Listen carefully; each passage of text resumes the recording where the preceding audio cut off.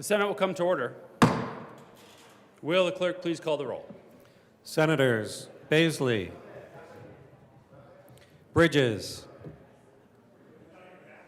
Excused. Buckner, Excused. Coleman, Cutter, She's right there. Senator Cutter, No. Senator Cutter, I'm. We're doing a roll call. Oh, we're doing roll call. Oh, President. I was ready. Danielson, Exum, Fields, Lieutenant Colonel Bob Gardner, United States Air Force. Janal, Gonzalez, Hanson, Captain Nick Henriksen, United States Army. Hawkes Lewis, Kirkmeyer, Kolker, Liston, Lundin, Marchman, Michelson Janae, Malika, Electrician's Mate Fireman Byron Pelton, United States Navy. Pelton R. Priola, Rich, Roberts, Rodriguez, Airman First Class Cleve Simpson, United Air Force Academy Preparatory School. Smallwood,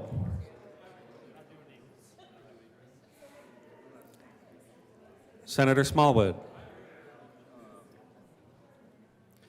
Senior Airman Tom Sullivan, United States Air Force. Van Winkle, Will,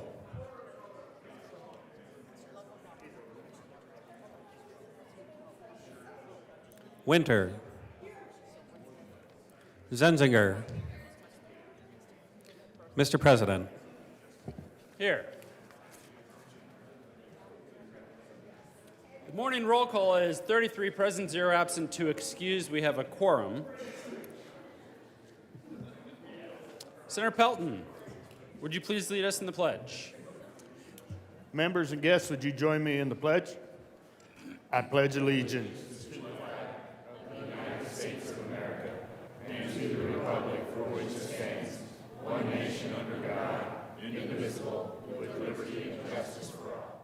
Approval of the journal. Senator Cutter.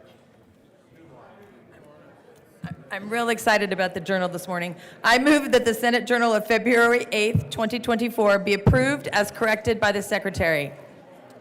You have heard the motion. All those in favor say aye. Aye. Opposed, no?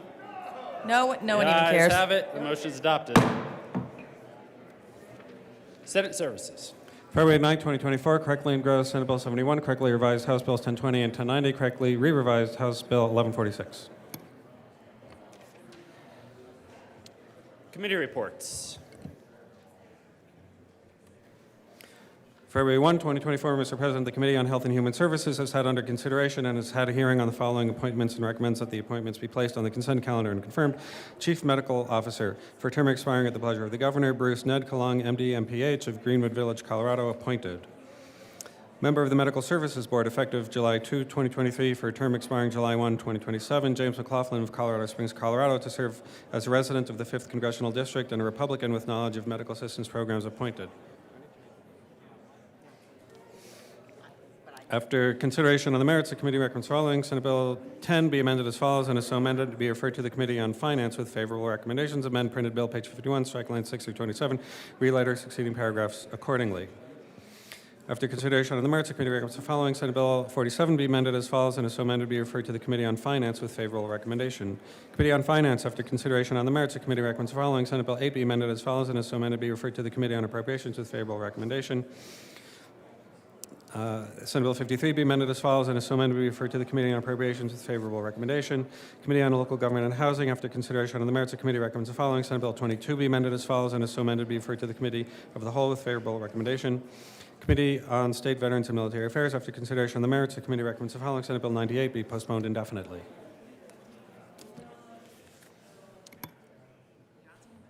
Introduction of resolutions. Majority Leader Rodriguez. Oh, apologies. Eric, will the clerk please read the title to Senate Joint Resolution 8?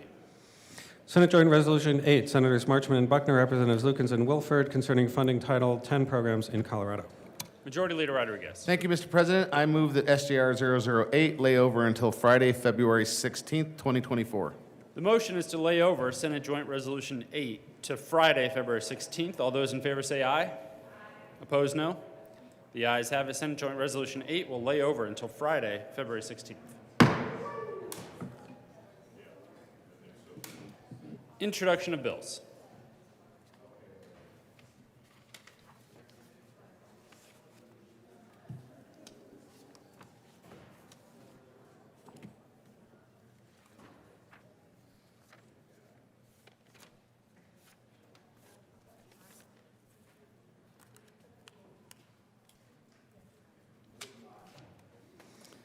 House Bill 1011, Representatives Brown and Amable, Senators Cutter and Marchman, concerning mortgage servicers and in connection therewith requiring mortgage servicers to take certain actions regarding the disbursement of insurance proceeds to borrowers. Business, Labor, and Technology.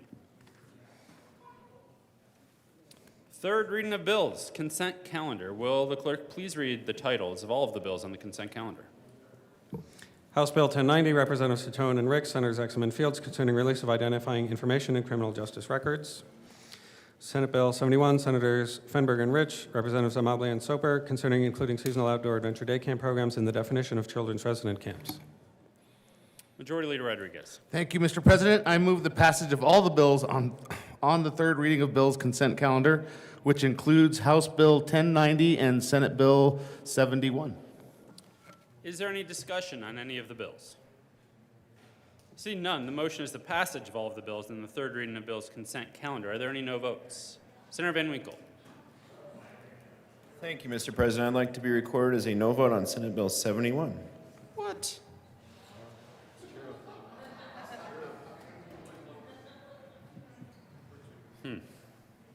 Senator Van Winkle, I suppose, will unfortunately be recorded as a no vote on Senate Bill 71.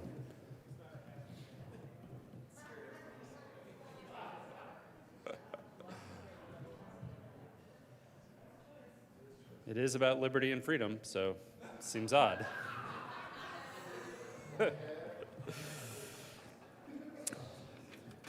With a vote of 33 ayes, 0 no, 0 absent to excuse, House Bill 1090 is passed. Co-sponsors.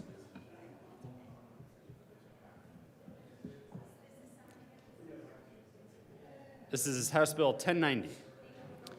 Senators Gardner, Priola. This is co-sponsors on House Bill 1090. Gonzalez, Cutter,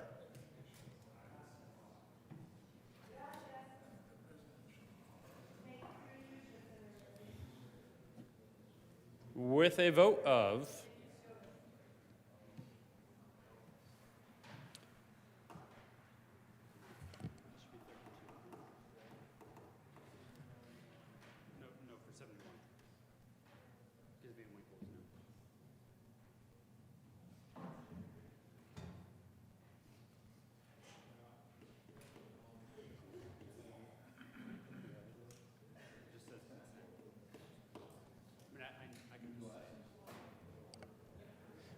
vote of 32 ayes, 1 no, 0 absent to excuse, Senate Bill 71 is passed. Co-sponsors. Senators Marchman, Rodriguez, Hansen, Cutter. Priola. Fields. Exum. Michelson Janae.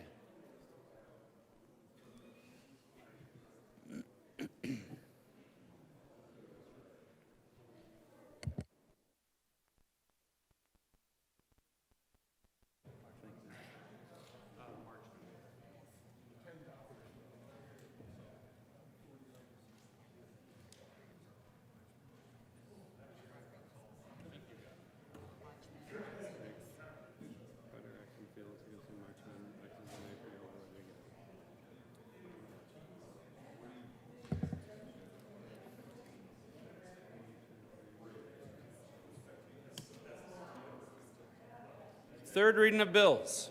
Final passage. Will the clerk please read the title to House Bill 1020?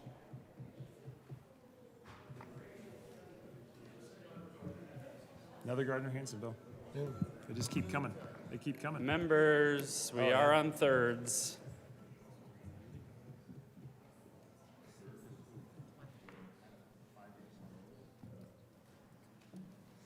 If House more Bill of you 1020, co-sponsored my Representative bill, Soper. I'd be more relaxed about it. Please proceed. Senate Bill 1020, Representatives Soper and Mabry, Senators Gardner and Hanson, concerning the enactment of the Colorado Revised Statutes 2023 as the positive and statutory law of the state of Colorado. Senator Gardner. Thank you, Mr. President. On behalf of my co-prime sponsor and I, who have sponsored many, many bills together, I move House Bill 241020 on third reading and final passage. Is there any discussion? Seeing none, the motion is the passage of House Bill 1020. Are there any no votes? Senators Van Winkle,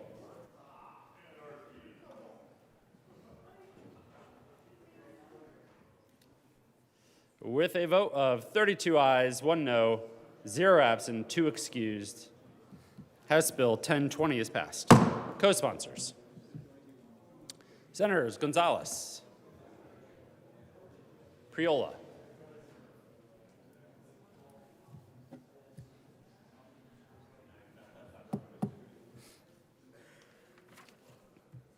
General Order, second reading of bills. Senator Coleman. Thank you, Mr. President. I move the Senate resolve in subcommittee of the whole for consideration of General Order second reading of bills. You have heard the motion. All those in favor say aye. Opposed, no. The ayes have it, and the motion is adopted. The Senate will resolve itself into the committee of the whole for the consideration of the General Order second reading of bills, and Senator Coleman will take the chair. Very nice.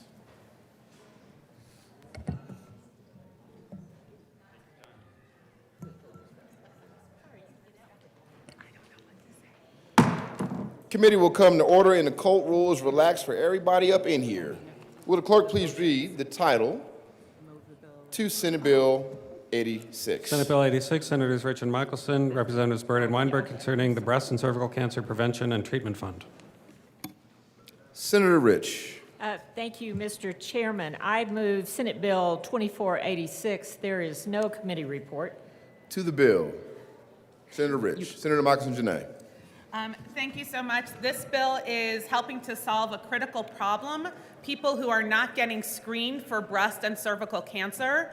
There is a group of people who do not qualify for Medicaid, but yet do not have the money for these screenings, and they are choosing not to get these screenings, and that could be a death choice. This bill helps to provide funding for those screenings. Senator Rich. Thank you, Mr. Chair.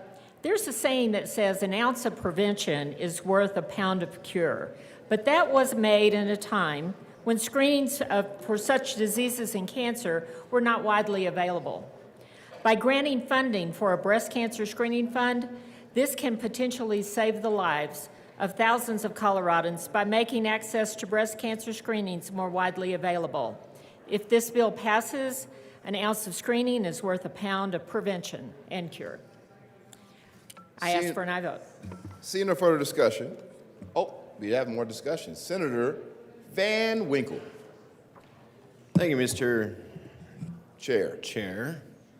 And I was a no vote on this. I want to be clear, it's not due to the underlying policy. It's because we're taking $500,000 actually away from the Breast and Cervical Cancer Prevention and Treatment Fund.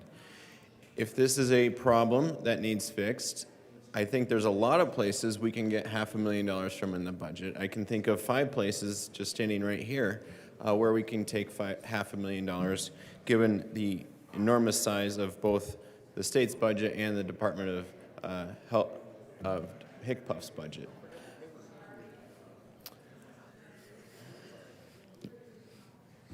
So, Mr. Chair, I was a no vote just because I didn't like it coming away from the Breast and Cervical Cancer Prevention and Treatment Fund.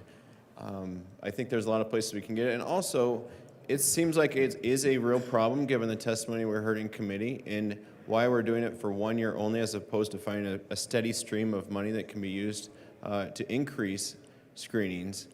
It seems like a pretty common sense thing that we would do as a government, and something that we could do for more than 1 year, and we could do it without taking it away from the Cervical Cancer Prevention Fund. Thank you, Mr. Chair. You got it. Senator Rich. Thank you, Mr. Chair, and I appreciate the good senator from Highlands Ranch comments. But we wanted to limit impact to the general fund, and were able to find a short-term solution this year using the Breast Cancer Treatment Fund, but did not want to use this long-term since we don't know how the roll-off of Medicaid will impact the treatment program demand. If the good senator from Highlands Ranch would like to run a bill next year concerning this matter, I'd be happy to assist him. I ask for an aye vote. Seeing no further discussion, the motion is the adoption of Senate Bill 86. All those in favor say aye. Opposed, no. The ayes have it, and Senate Bill 86 is adopted. Mr. Majority Leader. Thank you, Mr. Chair. I move the committee rise and report. The motion for the committee is to rise and report. All those in favor say aye. Opposed, no. The ayes have it, and the committee will rise and report.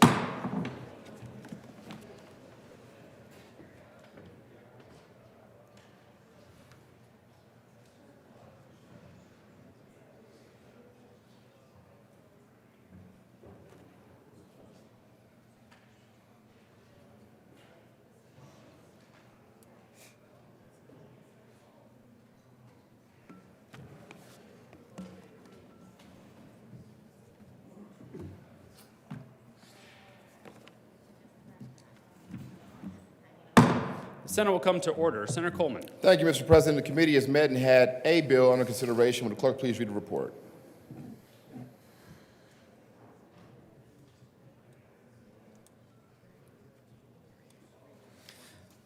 February 9, 2024, Mr. President, your committee of the whole begs leave to report it has had under consideration the following attached bills, being the second reading thereof, and makes the following recommendations thereon. Senate Bill 86 passed on second reading and ordered engrossed and placed on the calendar for third reading and final passage. Senator Coleman. Thank you, Mr. President. I move for the adoption of the report. The motion is the adoption of the committee of the whole report. Are there any no votes? With a vote of 33 ayes, 0 noes, 0 absent to excuse, the committee of the whole report is adopted. Senate Bill 86 passed on second reading and order engrossed and placed on the calendar for third reading and final passage. Consideration of governor's appointments, consent calendar. Will the clerk please read all of the appointments listed on the calendar?